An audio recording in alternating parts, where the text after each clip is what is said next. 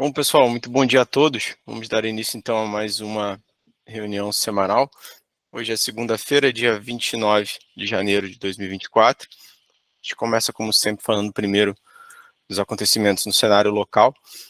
A gente teve, após 3 semanas consecutivas de queda, né, tivemos a primeira semana positiva do Ibovespa no ano, subindo aí 1,04%, cotado a 128.967 pontos. Destaque positivo foram as ações da BR Foods, que apresentaram alta de 12,4% na semana, após uma recuperação técnica e queda no preço do milho, né, aumentando também o otimismo com o resultado do balanço do quarto trimestre, que ainda está para ser divulgado. Já o grande destaque negativo foram para as ações da Gol, que caíram 15,9% na semana, após declaração oficial do pedido de falência da companhia. Entre os principais acontecimentos da semana, o governo anunciou uma política industrial chamada de Nova Indústria Brasil, que é um plano de 300 bilhões de reais para estimular a indústria brasileira até 2026, focada na renovação e modernização da indústria e com maior parte dos recursos vindo do BNDES como forma de financiamento. No setor de mineralogia no setor de siderúrgicas e mineração, as ações da Vale foram impactadas pela condenação do colapso da barragem de Mariana. Ao longo da semana, presenciamos também o aumento da pressão política do governo para colocar Guido Mantega como CEO da companhia, seguido por um abandono do plano na tarde de sexta-feira. E por fim, dentro de dados econômicos, tivemos o IPCA 15 sendo divulgado com uma alta de 0,31% em janeiro, abaixo da expectativa de 0,47%. Olhando para o cenário internacional, tivemos a divulgação do PIB do quarto trimestre dos Estados Unidos, vindo bem acima aí do consenso. A economia americana ela cresceu 3,3%, acima da expectativa de 2% do mercado. Também ainda nos Estados Unidos, também tivemos dados de inflação, o PCE, que é a medida de inflação preferida do Fed, que vem em linha em dezembro com um avanço de 0,2%. E por fim, a temporada de resultados do quarto TRI de 2023 continua e caminha para mais uma semana bastante importante. Já tivemos até agora 124 empresas do S&P 500 reportando balanço, e com 78% delas vindo com estimativa de lucros, batendo as estimativas de lucros do mercado. Já o IFIX, nosso índice de fundos imobiliários, ele apresentou queda de 0,26% na semana, onde tivemos os FIIs de tijolo integrantes do IFIX apresentando um desempenho médio de menos 0,41, enquanto os FIIs de papéis tiveram um desempenho médio de menos 0,19% na semana. O destaque do setor foi a divulgação, segundo o índice FIPZAP, o valor do aluguel de prédios comerciais apresentou alta de 5,9% em 2023, atingindo assim um patamar histórico. Esse aumento pode trazer impactos positivos no desempenho dos fundos imobiliários do segmento de lajes corporativas.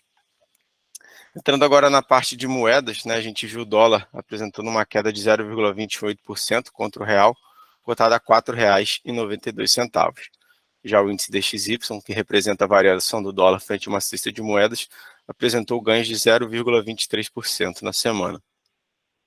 E no mundo das criptos, tivemos o Bitcoin e o Ethereum andando em caminhos opostos. O Bitcoin apresentou uma alta moderada de 1,12% na semana, enquanto o Ethereum recuou mais de 8,03% na semana passada. Vou chamar agora o Thiago Tavares comentar um pouquinho da curva de juros para a gente. Bom dia, Thiago.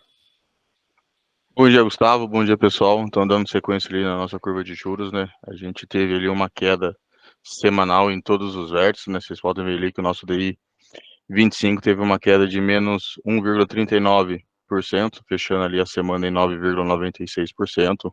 O DI 27 seguiu o mesmo ritmo, né? Uma queda de praticamente quase 1% ali, de 0,91, fechando ali abaixo dos 10%, né? 9,79%. E o DI 29 e o 31, quedas ali de menos 0,63 e menos 0,57, ambos ali fechando um pouco acima dos 10%, né? 10,23 para o DI 29 e 10,49 ali para o DI 21, né? Então, o que causou essas quedas ali, Tavares? Então, a gente teve ali uma melhora no nosso apetite global, né, dados de atividade nos Estados Unidos e a divulgação ali do IPCA 15, né.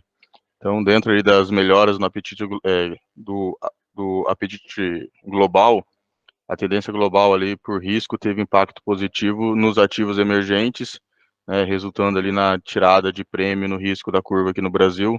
O mercado reagiu ali favoravelmente aos sinais de estímulos monetários na China, onde que o Banco Central chinês reduziu as alíquotas de empréstimos compulsórios para apoiar a atividade econômica, né? Então, essa notícia fortaleceu ativos de países emergentes, refletindo sim uma valorização da nossa moeda ali emergente em relação ao dólar.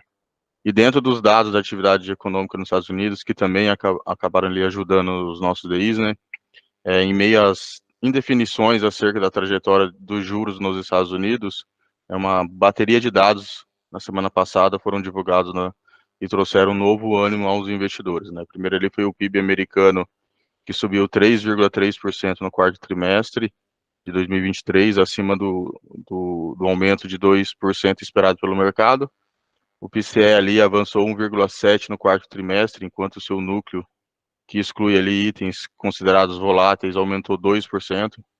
Então, no terceiro trimestre, a alta haviam sido ali de 2,9% e 2,6%.